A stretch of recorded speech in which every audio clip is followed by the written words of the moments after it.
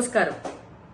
సిరిసిల్ల నేత కార్మికులకు బకాయి పడ్డ డబ్బులో తెలంగాణ రాష్ట్ర ప్రభుత్వం ఒక 50 కోట్ల రూపాయలను ఈ రోజు విడుదల చేయడం పైన భారతీయ జనతా పార్టీ తరపున హర్షం వ్యక్తం చేస్తున్నాం.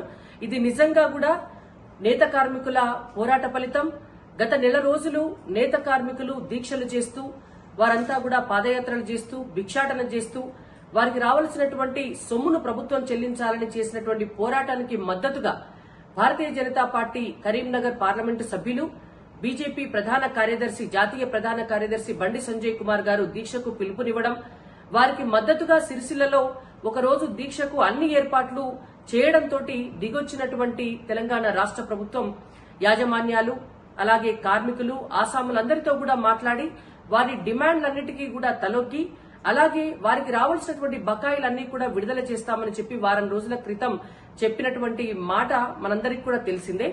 అయితే దాంట్లో భాగంగా ఇవాళ 50 కోట్ల రూపాయలు విడుదల చేయడం పట్ల నిజంగా కూడా అది బీజేపీ పోరాట ఫలితంగా మేము సంతోషం వ్యక్తం చేస్తున్నాము.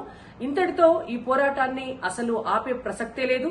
మిగిలినటువంటి డబ్బు కూడా బతుకమ్మ చీరల నేసినప్పటి నుంచి ఈ రోజు వరకు కూడా వారికి రానటువంటి సొమ్ము ఏదైతే ఉందో మిగిలినటువంటి బకాయిలన్నీ కూడా ప్రభుత్వం వెంటనే చెల్లించాలి వాళ్ళకి. అదేవిధంగా గత 30 సంవత్సరాలుగా ఉన్నటువంటి 50% కరెంటు సబ్సిడీ ఏదైతే ఉందో ఆ సబ్సిడీని మళ్లీ పునరుద్దరించాలని చెప్పి నేత కార్మికుల తరపున మేము డిమాండ్ చేస్తున్నాం. దాంతో పాటు 10% యాన్ సబ్సిడీ వాళ్ళకి ఇవ్వవలసిందే. వాళ్ళకి కొత్త ఆర్డర్లు ఇచ్చి వాళ్ళకి పని కల్పించాల్సిందే. శాశ్వత ఉపాధి మార్గాన్ని చూపించి ఇవాళ సిరిసిల్ల నేత కార్మికుల జీవితాలను బాగు చేయాలని చెప్పి కాంగ్రెస్ ప్రభుత్వాన్ని డిమాండ్ చేస్తున్నాం.